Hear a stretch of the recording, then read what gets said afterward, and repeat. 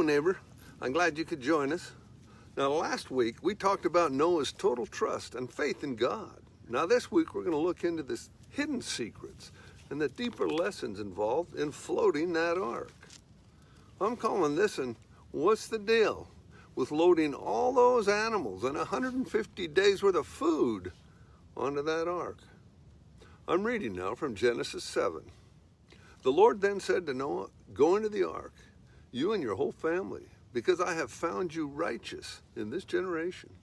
Take with you 7 pairs of every kind of clean animal, a male and its mate, and 1 pair of every kind of unclean animal, a male and its mate, and also 7 pairs of every kind of bird, male and female, and to keep their various kinds alive throughout the earth.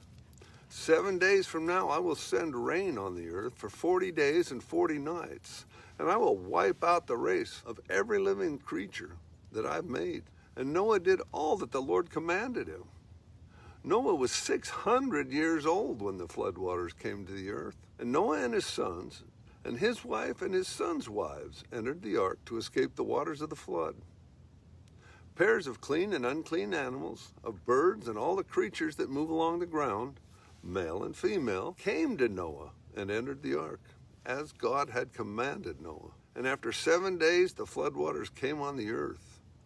In the 600th year of Noah's life, on the 17th day of the 2nd month, on that day, all the springs of the great deep burst forth, and the floodgates of the heavens were opened, and rain fell on the earth for 40 days and 40 nights. Now, on that very day, Noah, his sons Shem, Ham, and Japheth, together with his wife, and the wives of his 3 sons, entered the ark. They had with them every wild animal according to its kind, all the livestock according to their kind, every creature that moves along the ground according to its kind, and every bird according to its kind, everything with wings. Pairs of all creatures that have the breath of life in them came to Noah, and they entered the ark. The animals going in were male and female of every living thing, as God had commanded Noah. Then the Lord shut them in. For 40 days the flood came on the earth, and as the waters increased and lifted the ark high above the earth, the waters rose and increased greatly on the earth, and the ark floated on the surface of the water. They rose greatly on the earth, and all the high mountains under the entire heavens were covered. The water rose and covered the mountains to a depth of more than 15 cubits. Every living thing that moved on land perished. Birds, livestock, wild animals, all the creatures that swam over the earth, and all of mankind. Everything on dry land that had breath of life in its nostrils died. Every living thing on the face of the earth was wiped out. People and animals and creatures that moved along the ground, and the birds were wiped off the face of the earth. Only Noah was left and those with him in the ark. The waters flooded the earth for more than 150 days. Have you ever stopped to think about this story of the Great Flood? It's a tale of unimaginable devastation, and it can get you to wondering if such a cataclysmic event really occurred. The Bible is unequivocal. It says yes. But can we find real evidence to back it up?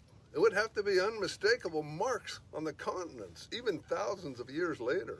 Indeed, there are signs that align with the idea of this massive flood. Let's start with fossils. They can provide some of the strongest evidence, particularly areas where fossils were of animals in large groups that all died at the same time. I'll be the first to admit that I'm not a geologist, but here's a few things that geologists have discovered. For instance, finding ammonite fossils. Now, these are creatures that resemble a squid in a coiled shell, but they found them high up in the Himalayas near the summit of Mount Everest. This raises significant questions. How'd these marine fossils end up way up there? Now, additionally, let's consider the Grand Canyon, where there are vast fossil deposits, including actually billions of straight-shelled nautiloids. Now, these fossils are located within a thick layer of limestone that stretches 180 miles across Arizona and into southern Nevada, encompassing a massive area of over 10,500 square miles. Imagine the sheer volume of sediment necessary to create such a fossil burial ground. Experts suggest it would take approximately 24 cubic miles of silt flowing rapidly at more than 16 feet per second to cover this entire population of organisms. Such a swift, sweeping event could easily indicate a significant flood, inundating the land. But the evidence doesn't stop there. Now in Australia, there's a fossilized bed of jellyfish. The net extends over 400 square miles. Thousands of these delicate, soft-bodied marine creatures preserved perfectly. That indicates a rapid burial that likely occurred over the course of just a day. Isn't it astounding to think that a flood could entomb so many creatures so quickly? Another compelling example is that of a 6-foot-long ichthyosaur. Now that's a prehistoric marine reptile.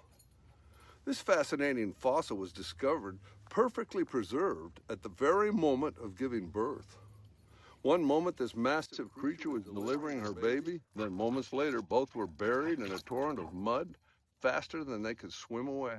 The story grows even more compelling by the Cretaceous chalk beds of southern England. These crossbeds stretch north, reaching all the way into Ireland, and extend south into France, the Netherlands, Germany, Poland, even parts of Turkey and Israel. Now what's more, these very same chalk deposits have been unearthed across the United States, from Nebraska to Texas, Alabama to Colorado, even as far away as Australia.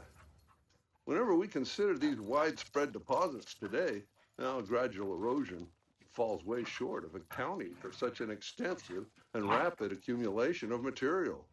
Okay, I hear you say. But look at how could Noah fit all those animals aboard a single vessel? It's easy to visualize this enormous parade of creatures as adults, taking up significant space and requiring a ton of food. What if those animals were babies? Baby animals take up much less room, require much less food, making the idea of fitting them all onto the ark a whole lot more plausible. Would I believe this story is true? Absolutely. Not only is there a wealth of scientific research supporting the possibility of a global flood, but I also find profound truth in the biblical narrative itself.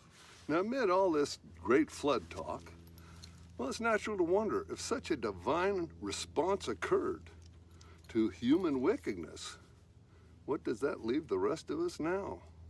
How can anyone, knowing about their flaws and evil nature, hope to find comfort and love from God? Now, the answer to that is a profound question that is ultimately what the Bible aims to address. It tells the story of grace, redemption, and the possibility for all of us to find peace with the Creator.